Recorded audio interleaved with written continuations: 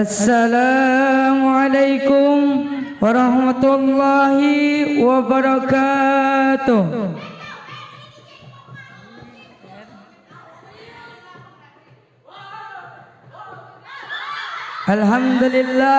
Alhamdulillahilladzi amarna bil ahlakil hasanah wassalatu wassalam ala sayyidina Muhammad wa ala alihi washabbihi ajmain. Amma ba'du. Wa qala Rasulullah sallallahu alaihi wasallam inna fi yadi subhanil amrul ummat wa fi akramiha hayatuha.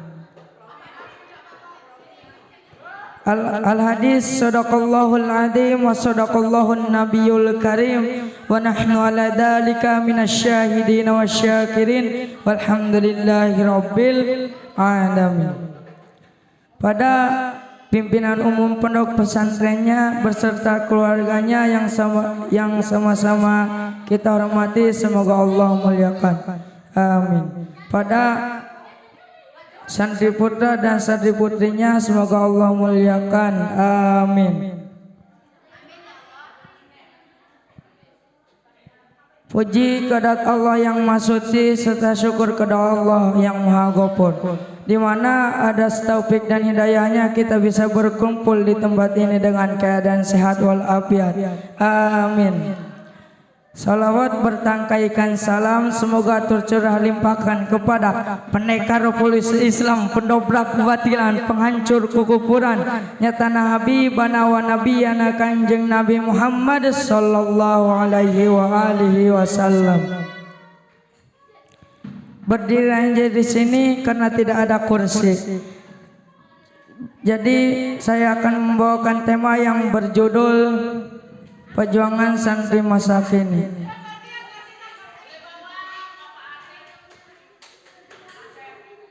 Hadirin yang berbahaya bagi saya,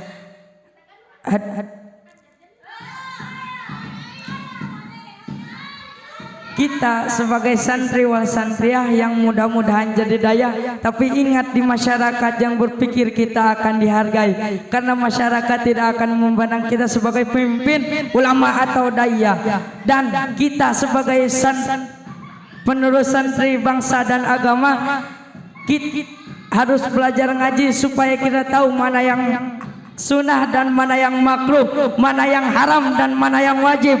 Apabila kita tidak bisa membedakan mana yang baik dan mana yang buruk, maka kita hidup akan bebas.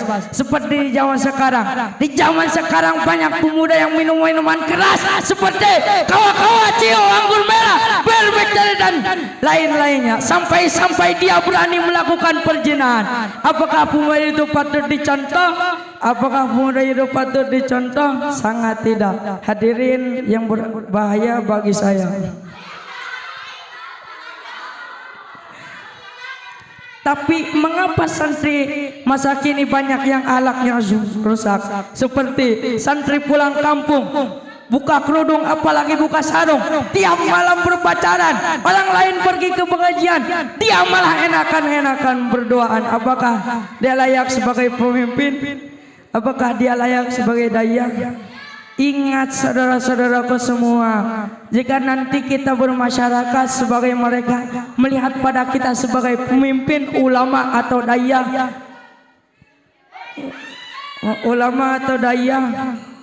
maka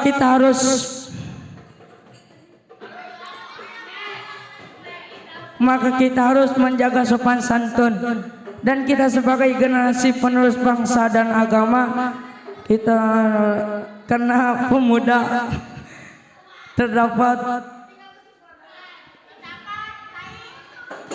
karena pemuda adalah golongan yang mempunyai peran penting dalam kehidupan.